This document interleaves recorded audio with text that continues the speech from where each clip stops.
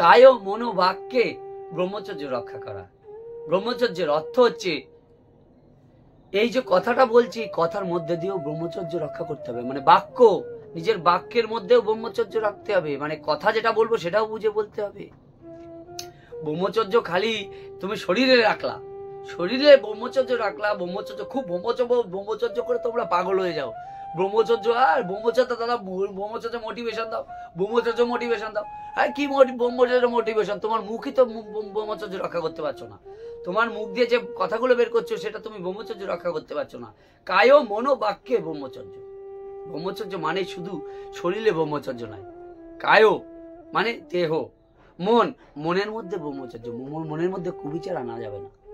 তুমি কি করে পারবে ব্রহ্মচর্য পরিপূর্ণ ব্রহ্মচর্য কি করে পারবে? তুমি পারবে না। পারতে গেলে কিছু কিছু বিষয় তোমাকে, সূক্ষ্ম বিষয় জানতে হবে, বুঝতে হবে। আজকে সত্যি কথা বোঝো, বিভিন্ন গুরু গোসাইদের দেখা যায়, আমি কারণ নিন্দা করছি না, বিভিন্ন গুরু গোসাইদের দেখা যায় যে তারা মানে ব্রহ্মচর্য বোঝাচ্ছে এদিকে, কিন্তু তারা কুকাজ করে বেড়াচ্ছে। তারা নারী সঙ্গ করে বাজে বাজে বাজে অবস্থা, তারা বিবাহ শাদী করেননি, অথচ তাদেরকে ব্রহ্মচারী বলছে। কিন্তু ভিতরে কি, ভিতরের খবর নিয়ে দেখো, ভিতরে গিয়ে খবর নিয়ে দেখো। তুমি কি যাচ্ছ তার ভিতরের খবর নিতে?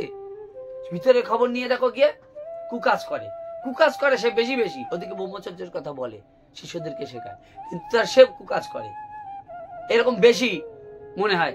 আর যারা কিনা বিবাহ করে না অথচ ব্রহ্মচর্য রক্ষা করার কথা পারে, বিবাহ না করে ব্রহ্মচর্য রক্ষা করতে পারে, ঠিক আছে, তাদের চরণে শতকোটি প্রণাম। কেন তারা পারে? তাদের পূর্বজন্মের সুকৃতি ছিল বলে পারে।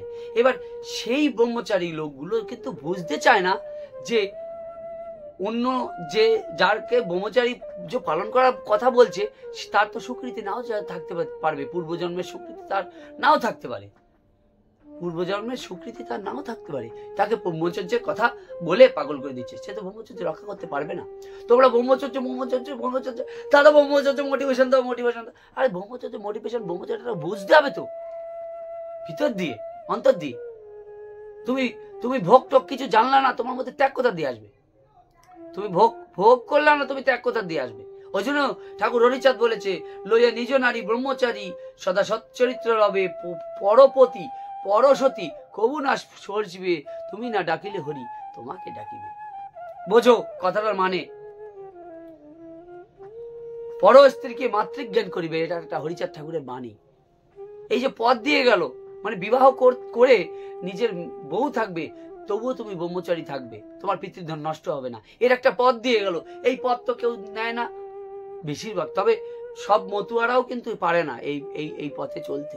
খুব কঠিন কাজ, নিজের বউকে নিয়েও ব্রহ্মচারী থাকা খুব কঠিন কাজ, কিন্তু করতে তো হবে, সেই চেষ্টা চালিয়ে যেতে হবে। হ্যাঁ, আর নাহলে ওই 40-45 বছর ওই গুরুদেবেরা যেরকম করে বেড়ায়, তুমিও এখন ভাবছো যে খুব ব্রহ্মচর্য পালন করবা, ব্রহ্মচর্য পালন করে শক্তি টক্তি ধারণ করবা। 40 বছর আসুক, 30 বছর, 35 বছর, 40 বছর আসুক, তখন তোমার বাই উঠবে। এই বাইটা যাবে কোথায়? তোমার মেয়েও দেবে না সেই সময়, আর তুমি সাধু টাধু হয়ে যাবা, তখন তোমার আর সেই হবে না। সত্যি কথা বলছি, বাস্তব কথা বলছি, বাস্তব কথা। তোমাকে তখন মেয়েও দেবে না, তুমি বিয়েও করতে পারবে না, তুমি ওই ফষ্টি নষ্টি করে বেড়াবা, ফষ্টি নষ্টি যাকে বলে, বুঝেছো?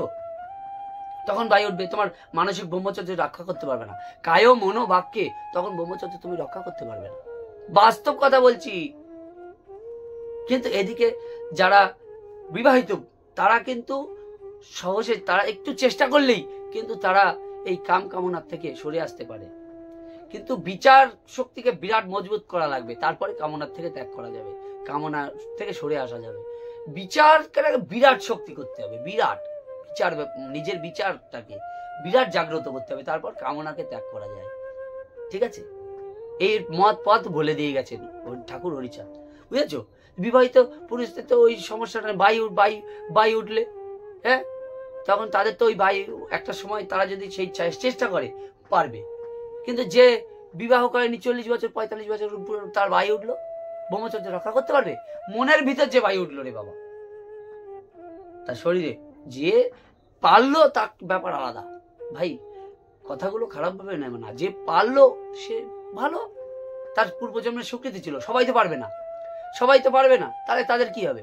তোমরা এত মানে নিম্ন মনের চিন্তা ভাবনা করো, তোমরা পারো, তুমি খুব ভালো, তোমার পূর্বজন্মের স্বীকৃতি আছে, তুমি ব্রহ্মচর্য রক্ষা করতে পারছো, ঠিক আছে। আর যারা পারবে না তাদের কি হবে? তোমরা সংকীর্ণ চিন্তা ভাবনা নাও, যারা ব্রহ্মচর্য করে মানে তারাও তোমরা রক্ষা করতে পারছো, ঠিক আছে, ঠিক আছে। সবাই সেই শারীরিক মানসিক পরিস্থিতি নিয়ে আসে না, সবাই ব্রহ্মচর্য, আমি চাই সবাই ব্রহ্মচর্যের পথে আসুক, সবাই ব্রহ্মচর্যের পথে আসুক, কিন্তু সবাই তো সেই পর্যায়ে, তোমাদের এই ভাবনাটা নেই কেন? সবাই তো সমান শারীরিক সমান মানসিক ভাবে আসে না, তো এদেরকেও কি করে তোলা যায়, এদেরকেও কি করে উঠিয়ে নিয়ে আসা যায়? এই চিন্তাটা তো যারা কিনা ব্রহ্মচর্য, যারা সংসারী, তাদেরকে কোনো ইয়ে করবে না, তাদের মানে কিরকম একটা তুচ্ছতার ছিল করে। সংসারী না থাকলে তোর ভিক্ষাটা কোথা দিয়ে আসতো রে? ব্রহ্মচারী যারা একদম বিরাট ব্রহ্মচারী, সংসারী লোকেদের কাছ দিয়েই তো পয়সাটা দিয়ে আসে, তারপর তোর খাওয়া জোটে। ইনকাম তো করো না, যারা ইনকাম করে ব্রহ্মচর্য রক্ষা করে, হ্যাঁ, বিয়ে তাও করে না, তাদের ব্যাপার আলাদা, খুব কম। ওই দেখো গোসাইগিরি করে খায়, পরের দয়া দক্ষিণে ব্রহ্মচারী হয়েছে, হ্যাঁ, সেই সংসারীর ব্রহ্মচারী, সেই সংসারীর পায়ে ধরা লাগছে, টাকা দাও টাকা দাও। হ্যাঁ, তাহলে সংসারীর প্রতি এত বিদ্বেষটা কেন তোমাদের? হ্যাঁ, সংসারী থেকে যারা ব্রহ্মচর্য পালন কেন করেনি? ভারতীয় মুনি ঋষিরা ব্রহ্মচর্য পালন করেনি, তাদের বউ ছিল না, সন্তান ছিল না।